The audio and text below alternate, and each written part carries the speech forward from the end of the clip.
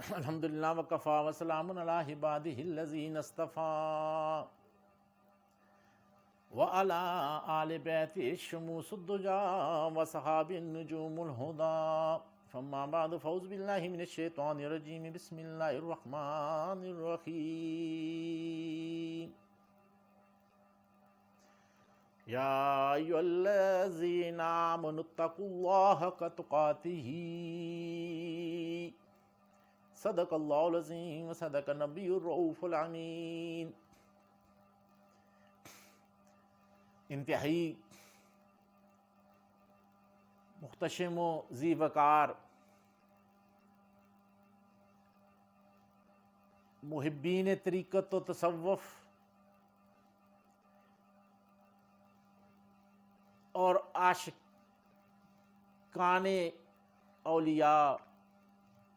السلام علیکم ورحمۃ اللہ وبرکاتہ۔ اللہ رب العزت کا انتہائی شکر اور اطاعت ہم پہ لازم ہے، بندگی ہم پہ لازم ہے کہ وہ ہمیں دنیا کی مشغولیت سے نکال کر اپنی اور اپنے محبوب کریم صلی اللہ علیہ وآلہ وسلم کی محبتوں کی دنیا میں اپنی قدرت کاملہ اور رحمت واسعہ سے لے آتا ہے، ورنہ ہم بھی ان لمحات میں دنیا کی رنگینیوں میں رنگے ہوتے اور کہیں ناپسندیدہ محفل میں بیٹھے ہوتے۔ اس آیہ مقدسہ کے اندر اللہ رب العزت فرماتے ہیں کہ ہے ایمان والو اللہ سے ڈرو جیسا کہ اسے ڈرنے کا حق ہوتا ہے۔ یعنی اللہ رب العزت کا خوف اور تقوی اپنانے کا ہمیں حکم ہے۔ حدیث مبارکہ کے اندر آتا ہے، حضرت عمر رضی اللہ تعالیٰ عنہ سے مروی ہے، پوچھا گیا تقوی کیا چیز ہے؟ فرمایا کہ تقوی اس چیز کا نام ہے کہ جھاڑیوں اور کانٹوں والی زمین سے انسان جب گزرتا ہے تو اپنے پاؤں کو کانٹوں سے بچا کر اپنے جسم کے لباس کو سمیٹ کے گزرتا ہے کہ کوئی کانٹا نہ لگ جائے جسم کے ساتھ یا کپڑوں کے ساتھ، یعنی کوئی نقصان نہ ہو، اتنی احتیاط۔ تو اب دنیا جو ہے یہ ایک کانٹوں، جھاڑیوں اور زہریلے سانپوں، بچھوؤں اور شیروں اور بھیڑیوں سے بھری ہوئی جنگلی زمین سمجھ لیں اس کو، جس طرح جنگل ہے جس کے اندر یہ چیزیں ہوتی ہیں۔ بہرحال یہ حقیقت ہے ایک دنیا کی، ہمیں تو دنیا میں کچھ اور ہی حسن نظر آ رہا ہوتا ہے۔ چنانچہ یہ تقوی کا ایک جو ہے ظاہری مفہوم ہے، یعنی تقوی کی ابتدا جو ہوتی ہے اللہ رب العزت کے احکامات اور شریعت اسلامیہ کی پابندی سے شروع ہوتی ہے۔ تو پھر بعد میں انسان کو نور تقوی کل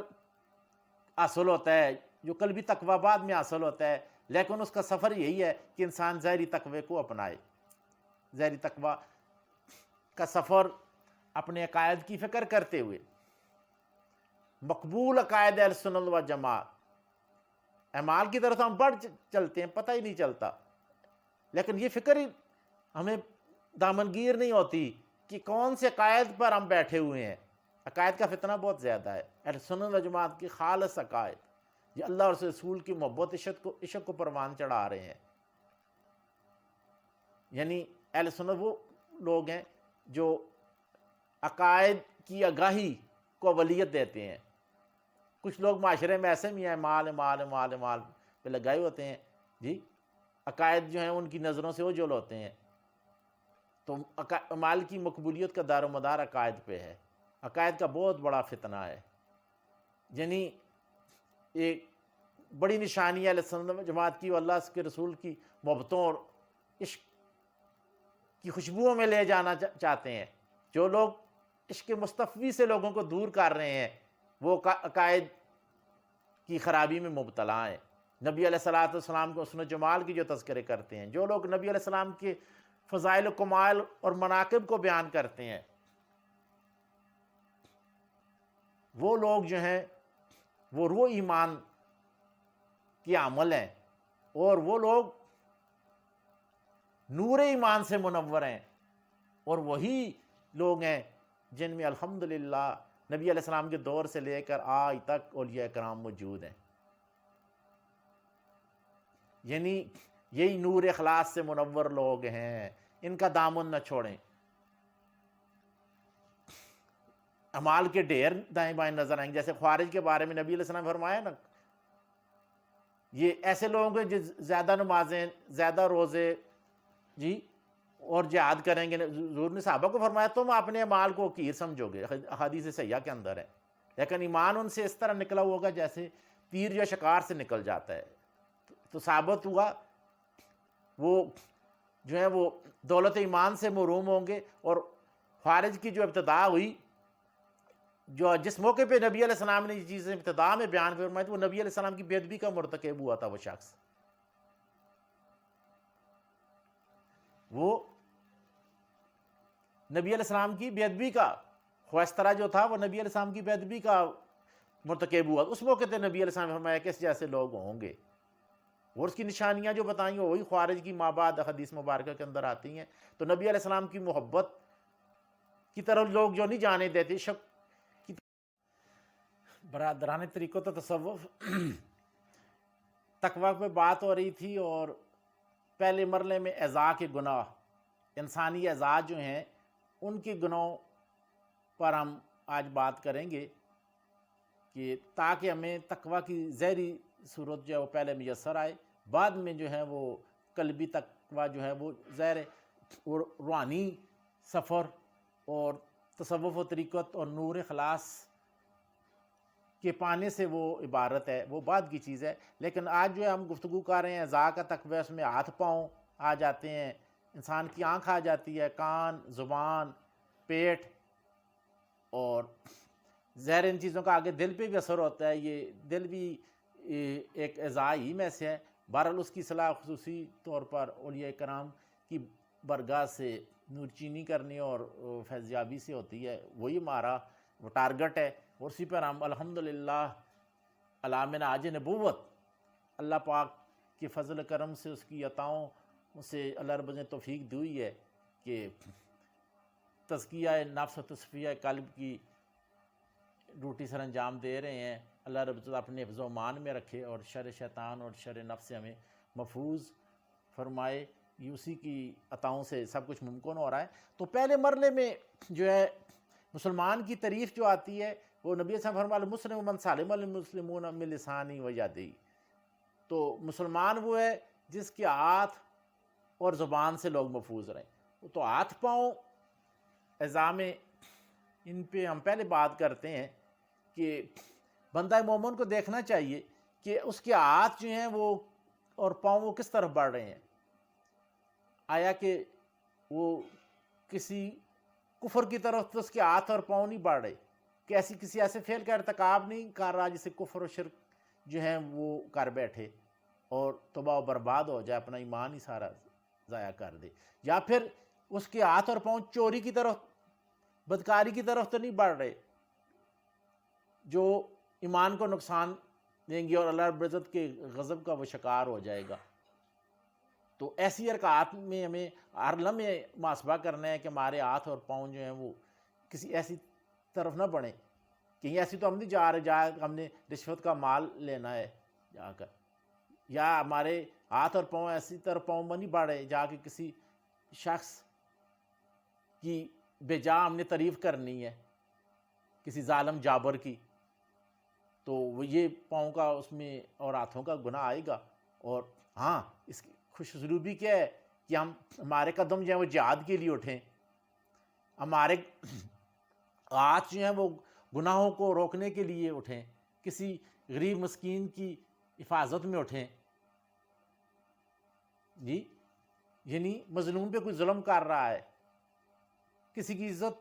کو کوئی داغ کر رہا ہے، تمہارے ہاتھ وہاں ہونے چاہیے۔ نبی صلی اللہ علیہ وسلم فرمایا من رأى منکم منکرا فلیغیر بیدیہ، جی تم میں سے جو برائی دیکھے تو پہلا درجہ کہ ہاتھ سے روکے، تو یہ مقبولات ہیں۔ تو بہرحال اسی طرح جو ہے اب ہم آگے چلتے ہیں آنکھ کے گناہوں کی طرف، کہ ہم جب باہر نکلیں تو ہماری آنکھ جو ہیں وہ کسی غیر محرم پہ نہ پڑے، جی یہ شیطان کی تیروں میں سے ایک تیر ہے، جی تو آنکھ جب کسی پہ پڑ جاتی ہے تو وہ انسان کی اس کا اثر قلب پہ ہوتا ہے، اور انسان جو ہے وہ گناہوں کی طرف رغبت کرتا ہے۔ اسی وجہ سے اسلام میں جو پردے کا حکم ہوا، اللہ پاک خالق و مالک ہے، اس نے اسلام میں عورتوں کے لیے جو پردے کا حکم دیا ہے جس میں لوگوں کے ایمان کی حفاظت ہے، جی سیدہ طاہرہ سلام اللہ علیہ کا پردے کا اہتمام دیکھیں، جی پوچھا گیا نا کہ عورت کے لیے سب سے عزت والی کیا چیز ہے، جی نبی علیہ السلام نے سوال کیا تھا، تو مولا علی شیر خدا نے جا کر سیدہ زہرا سلام اللہ علیہ سے پوچھا، تو انہوں نے فرمایا اس اپنے جسم کی حفاظت ہے عزت کی بات، سب سے عزت کی بات، کسی غیر محرم کی نظر ہی نہ پڑے، جی تو بہرحال ہم نگاہیں جو ہیں وہ مومن جو اپنی نیچی رکھتے ہیں، یہ حفاظت کا دروازہ ہے، جی دوسری نگاہ جو ہم کسی غیر محرم پہ نہ پڑے، اور ہماری نگاہ جو ہے لوگوں کو گناہ تلاش کرنے کے لیے بھی نہ پڑے، ہم نگاہوں سے لوگوں کی جاسوسی نہ کریں، اپنے حال میں ڈوبے رہیں، اپنی جان کی حفاظت کریں، بس یہی ہمارے لیے بہتر ہے کہ ہم آنکھوں سے اپنے دیکھ کے اپنے باطن کو آلودہ نہ کریں۔ سیدنا عثمان غنی رضی اللہ عنہ دفعہ مسجد میں تھے نا، کوئی شخص آیا اور راستے میں اس کی نگاہ جو ہے وہ کسی غیر محرم پہ پڑی، جب مسجد میں داخل ہوا تو عثمان غنی رضی اللہ تعالیٰ نے فرمایا کہ آنکھ نے خیانت کی ہے، جی اتقوا فراست المؤمن فإنه ينظر بالنور اللہ۔ آج تو ہم نور فراست سے دور ہو چکے ہیں، ہمیں نہیں پتا کہ ہم اپنے قلب کو کتنا جو ہے بدبختی میں لے جا رہے ہیں۔ بہرحال تو اسی طرح کان کا گناہ ہے کہ کان کے گناہوں میں یہ ہے کہ کوئی ایسی بات نہ سنے جس سے ہم پر جو ہے وہ کفر لازم ہو جائے، کفریہ بات کسی کی اگر سنتے ہیں تو اس کی ہم تردید نہیں کرتے، اس کو قبول کر لیتے ہیں، یا کسی کی غیبت سنتے ہیں، یا حرام کاری پہ مبنی اشعار سنتے ہیں، گانے سنتے ہیں، جی یہ کیا ہے، ہم جو ہیں وہ اپنی ایمان کو ضائع کر، جیسا حدیث مبارکہ کے اندر آتا ہے نا، اہل ایمان اولیاء کرام حقیقی جو وارثان نے نبی علیہ السلام کی امت کے علماء حقیقہ جو ہیں ان کی برائی سننا جو ہے یہ جنمی کتوں میں شامل ہونا ہے، حدیث مبارکہ کے اندر آتا ہے۔ اس لیے جو ہے کسی کی برائی سننے کے بجائے ہمیں کیا ہے، ہمیں قرآن پاک سننے کی رغبت رکھنی چاہیے، جی اہل سنت و جماعت کی عشق و محبت پہ مبنی جو ہیں وائز جو ہیں اور تقاریریں سننی چاہیے تاکہ ایمان کی حفاظت ہو سکے، نبی علیہ السلام کے ساتھ عشق کی تعلق میں ہم گرفتار ہو جائیں، تمام اطراف سے ہماری نگاہیں جو ہیں وہ متنفر ہو جائیں، اور ذات مصطفیٰ کریم علیہ السلام میں ہمیں محویت اور فنائیت حاصل ہو جائے، تو یہ تب ہوگی نا، اس کے لیے اہل سنت کی علماء کی طرف رجوع کرنا ہمیں پڑے گا، اور اہل سنت کی محفل جو ہے میلاد ہے یا محفل نعت ہے، یہ عشق و محبت کو فروغ دینے کے لیے بہت ضروری ہے، روح ایمان اس کو ہم نے قوی کرنا ہے، طاقت دینی ہے، تو وہ اچھی محفل میں ہمیں شرکت کرنی ہے، اور نبی علیہ السلام سے محبت کا اظہار کرنا ہے۔ محبت بذات خود بہت بڑی عبادت ہے، تمام اعمال سے افضل جو ہے عشق بذات خود۔ کوئی لوگ کہتے ہیں نا محبت روح ایمان ہے، اور نبی علیہ السلام فرمایا نا مال سب سے بڑھ کر عمل جو ہے وہ محبت ہے، محبت جس کو نصیب ہوگی تو اس کو وہ تو کل حاصل ہو گیا۔ بہرحال یہ عشق و محبت کی محفل جو ہیں ان میں جانا اور وہاں پر اللہ رب العزت کی وحدانیت اور توحید پہ گفتگو سننا، نبی علیہ السلام کی محبت کے حوالے سے سننا، یقینی طور پر یہ اللہ اور رسول کی محبت اور قربت کا سبب بنتا ہے۔ تو اسی طرح یہ آگے جو ہیں وہ زبان کے حوالے سے ہے۔ نبی علیہ السلام سے ایک دفعہ صحابی نے پوچھا، بڑی نیکی ہے، نبی علیہ السلام نے فرمایا کہ توحید پہ قائم رہنا، اسلام پہ قائم رہنا۔ اور فرمایا جی سب سے بڑی نقصان دہ چیز کیا ہے؟ نبی علیہ السلام نے زبان مبارک کو پکڑ کر فرمایا کہ یہ زبان ہے۔ تو وہی زبان جو ہے کلمہ کفر اگر نکل گیا جی انسان جو ہے وہ تباہ و برباد ہو گیا۔ یا اللہ پاک حفظ و امان میں رکھے، نبی علیہ السلام کی ذات مقدسہ کے حوالے سے جو ہے وہ کوئی توہین آمیز جملہ نکل گیا، ایمان ضائع ہو گیا، نمازیں روزے بعد میں کرتا رہے، احساس ہی نہیں ہوتا جی، تو ایمان اپنا ضائع کر بیٹھا، تو کچھ ساری زندگی جو ہے نا بے مقصد دوڑ جو ہے وہ لگائے ہوئے ہے، اور آخرت میں جو ہے دائمی ذلت اور عذاب مہین میں گرفتار ہونا ہے۔ اس لیے زبان کی حفاظت جو ہے وہ انتہائی جو ہے وہ ضروری چیزوں میں سے ہے۔ اور حضرت حسن بصری رضی اللہ تعالیٰ فرماتے ہیں کہ سمجھدار لوگ وہ ہیں کہ جن کی زبان ان کے دل کے تابع ہے، یعنی یہ اس سے خصوصی اشارہ ہے، اور یہ کرام جن کا دل غیر اللہ سے آزاد ہو چکا ہوتا ہے، اب سبحانہ و تقدس کی محبتوں کا مرکز بن چکا ہوتا ہے، تو اسی لمحے کو ہم پانے کے لیے جو ہے یہ تصوف طریقت کی محفل اور یہ خانقاہیں جو ہیں وہ سجائے ہوئے جو ہیں وہ بیٹھے ہیں، اور رات دن جو ہے آپ لوگوں کی توجہ اس جو ہے نبی علیہ السلام کی سنت پہ مبنی خانقاہی نظام کی طرف متوجہ کرنے کے لیے جو ہے وہ رات دن کوشش کر رہے ہیں۔ بہرحال کسی محفل میں آپ بیٹھے ہیں تو کوئی ایسی انسان سے گفتگو ہو جاتی ہے اللہ رب العزت کی نافرمانی کی کہ نبی علیہ السلام فرماتے ہیں کہ 70 سال تک وہ انسان جو ہے وہ اس گفتگو کے سبب اپنے آپ کو دوزخ میں دھکیل دیتا ہے۔ تو زبان کے گناہوں میں ہے کہ ہم جھوٹی قسم اٹھائیں، جھوٹی گواہی کسی حق میں دے دیں جی، اچھا، لیکن جہاں پر حق بات کرنے کا موقع آئے تو فرمایا جو حق بات نہیں کرتا، اور یہ کہاں فرماتے ہیں وہ گنگا شیطان ہے، وہ گنگا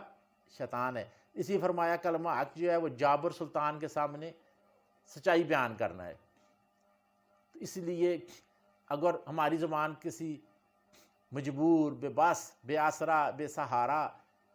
مسلمان کے حق میں نکلتی ہے، ہمارے 2 کلمے اس کی جان مال عزت کی حفاظت کر دیتے ہیں، تو یہ بہت بڑی شان کی بات ہے۔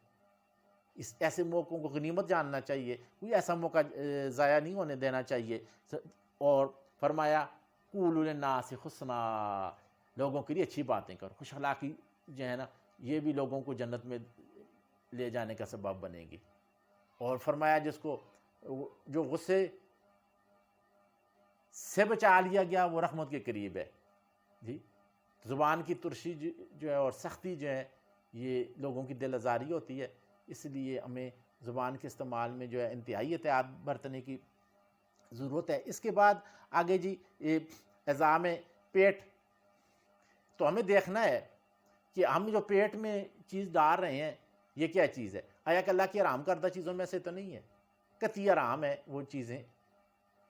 وہ تو ہم نہیں کھا رہے، یا حکمی حرام ہے جو مثلا رشوت کا مال ہے، شراب ہے جی، حرام سے کمایا ہوا رزق ہے، ایک لقمہ حرام کا کھائے ہوئے 40 دن کی کوئی عبادت ہی نہیں ہو رہی۔ آج ہمارا یہ بہت بڑا مسئلہ ہے، رشوت، کرپشن، دھوکہ دہی سے حکومتی مال اداروں میں جی ہم ہڑپ کر رہے ہیں اور ساتھ نمازیں بھی پڑھ رہے ہیں، احساس ہی نہیں ہے۔ اور یہ ہر آدمی خود اپنا محاسبہ کرے نا، اس کے مال اسباب پہلے کتنے تھے، دیکھتے دیکھتے لوگوں کے مال اسباب بن جاتے ہیں جی۔ جو لوگ ملازمتیں کرتے ہیں یا جو لوگ جو سرکاری ٹھیکے وغیرہ لیتے ہیں، وہ وہ کوالٹی برقرار تو نہیں رکھتے جی، پیسے ہڑپ کر لیتے ہیں، وہ اپنی اولاد کو کھلا رہے ہیں، تو وہ کدھر عبادت کدھر گئی؟ یا جن لوگوں کی جو ڈیوٹیاں ہیں وہ پوری نہیں کر رہے جی، تو وہ تنخواہیں، وہ معاوضے، یا کوئی صورت بھی ہے یا سود خوری ہے، سود کا پیسہ کوئی کھا رہا ہے، بچوں کو کھلا رہا ہے، تو یہ زندگی تو ختم ہونے والی ہے، دیکھو نا۔ تو اولاد جو ہے وہ کل کام تو نہیں آئے گی، اللہ رب العزت کا بندے نے خود ہی جواب دینا ہوتا ہے۔ اس لیے کبھی ہمیں محاسبہ کرنا چاہیے بیٹھ کر، کیا ہم نے نہیں مرنا؟ کیا ہم نے اندھیری قبر میں اکیلے نہیں جانا؟ کیا ہم مسلمان ہیں تو ہمیں اللہ رب العزت کے ہاں یہ ان کی جواب دہی نہیں کرنی؟ محاسبہ نہیں بہت ضروری ہوتا ہے۔ ویسے حقیقی جو فرمایا نا 70 سال کی عبادت سے بہتر، وہ تو اولیاء کرام کا مراقبہ ہوتا ہے۔ یہ ویسے بھی اس کے مختلف درجات ہیں، کبھی آپ نہ بیٹھ کے محاسبہ ہمیں کرنا چاہیے کہ ہم جو ہیں آیا کہ پیٹ میں کیا چیزیں بھر رہے ہیں، نجائز کسی کی زمین پہ قبضہ کیا ہوا ہے، وہاں سے جو وہ غلہ ہم کھا رہے ہیں جی، تو وہ پیٹ میں ہم کیا بھر رہے ہیں؟ تو یہ پیٹ کے گناہوں سے بھی ہمیں جو ہے وہ بچنا ہے، اور زبان کے گناہوں میں کی بھی زیادہ احتیاط کی ضرورت ہے کہ ہم غیبتیں کر رہے ہوتے ہیں، لوگوں کی بہتان تراشیاں کر رہے ہوتے ہیں جی، فتنہ و فساد، ہماری زبان سے کوئی لفظ ایک نکلتا ہے اور لوگوں کو اندر جو ہے وہ جھگڑا فساد پیدا ہو جاتا ہے جی، تو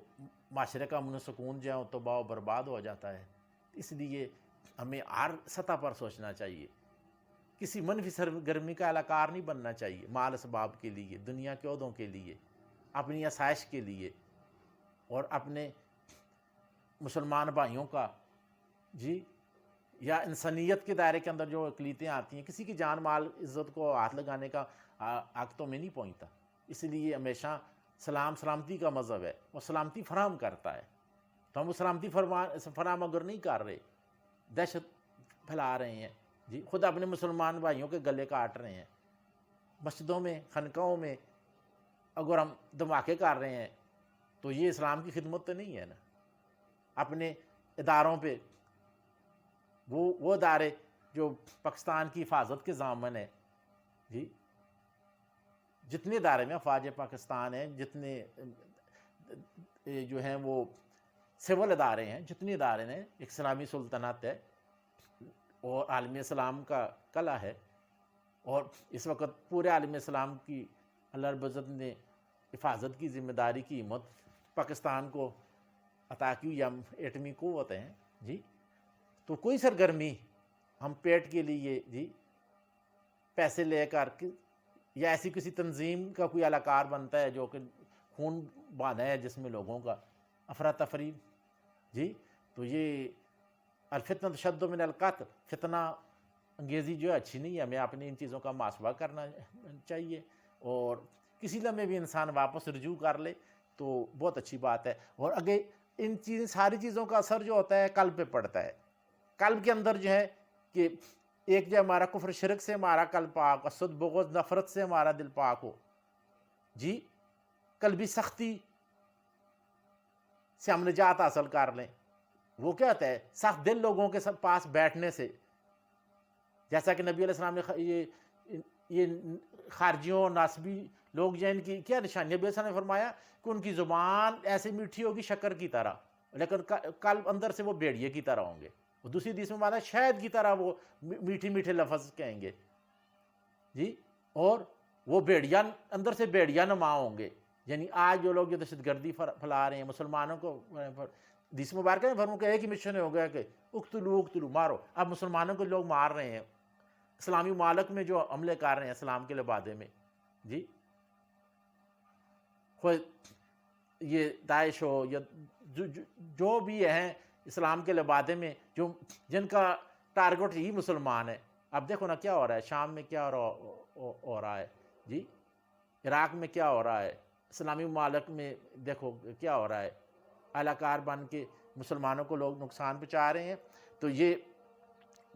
یہ بات جو ہے یہ قطعی طور پر یہ جائز نہیں ہے، اور گناہوں کی اقسام ہیں، کچھ گناہ ہیں جو ہیں وہ ان کی ممکن القضاء ہیں، ان کی قضاء ممکن ہے، نماز روزہ حج زکوٰۃ وغیرہ جو ہے یہ ان کی قضاء ممکن ہے، ہو جاتی ہے، لیکن کچھ ناممکن القضاء گناہ ہے، ایسے قضاء ممکن نہیں۔ اب مثلا آپ نے شراب پی لی، حرام کھا لیا، وہ اندر سے تو نہیں نکل سکتا جی حرام خوری کر لی جس کی قضا ممکن نہیں ہے. اور کچھ گناہ جو ہیں حقوق العباد میں آتے ہیں وہ ان سے بچنے کی کیا صورت ہے؟ مثلا مالی گناہ ہے تو حقوق العباد میں کسی کا مال ہڑپ کیا ہے تو اس مال کو واپس کرنا ہے اس صورت میں. اور وہ شخص ہے اس کی جس کا ہڑپ کیا اس کو لٹاؤ, نہیں تو اس کی اولاد کو اٹھاؤ, نہیں تو اتنا مال اس کی طرف سے صدقہ کر دینا ہے ہم نے,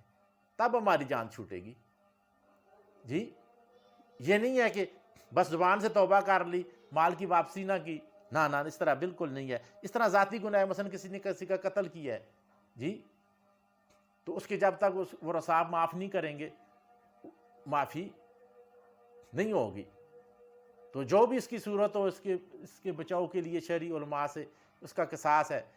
جی, یا وارثوں سے معاف کرانے ہیں. بہرحال جو بھی کسی سطح کا ذاتی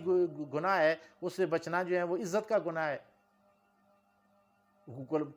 ہم نے کسی کی عزت کو داغدار کیا, اس پہ تہمت لگائی جی, کچھ ہمارے عمل سے جو ہے وہ کسی عزت کے ہاتھ پڑا, تو اس سے ہر صورت ہم نے بچنا ہے کہ کسی کی عزت ہمارے کسی قولی فعلی عملی یا اشارتاً کنایتاً جو ہے وہ کسی کی عزت جو ہے وہ داغدار نہ ہو. مومن کی عزت جو ہے اللہ رب العزت کو بہت ہی عزیز ہے. اسی فرمایا لا تجسسوا, کسی کی گناہوں کی تلاش میں نہ نکلو, گناہوں کی تلاش میں نہیں نکلنا. اسی طرح دینی گناہ ہے حقوق العباد میں آتا ہے, کسی شخص سے متنفر کر دیا کسی کو جی, اور عالم ربانی ہے کوئی ولی اللہ ہے, اس کے خلاف نفرت بھڑکا دی لوگوں سے دور ہو گئے جی, تو ایسے حرکات سے ہم نے بچنا ہے. اپنا گناہ ہی سوچو تو کافی ہے کہ چاہے کہ دوسروں کا بوجھ بھی انسان اٹھائے. اس لیے یہ سب مسلمان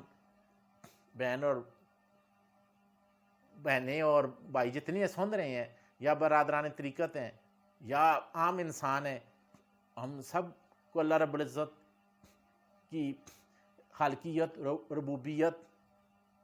اور اس کی رحمت کا احساس کرنا چاہیے, اور اللہ رب العزت کی وحدانیت اور نبی علیہ السلام کی رسالت کا اقرار کرنا چاہیے. جو غیر مسلم حضرات ہیں ان کو بھی اس عظیم حقیقت کا اقرار جو ہے یہ اپنی زندگی کے آنے کا ایک مقصد سمجھنا چاہیے, اور جو مسلمان حضرات ہیں ان کو بھی تھوڑا آگے بڑھنا چاہیے. جو اعتراف کیا ہے زبان سے, جو دعویٰ کیا ہے اس کا عملی ثبوت ہم نے پیش کرنا ہے. بہرحال یہ عام ایک اسلامی اور ایمانی تقاضا ہے کہ انسان گناہوں کو بچے. جس کی بندگی کا اعتراف کیا ہے کہ جان اس کی دی ہوئی ہے,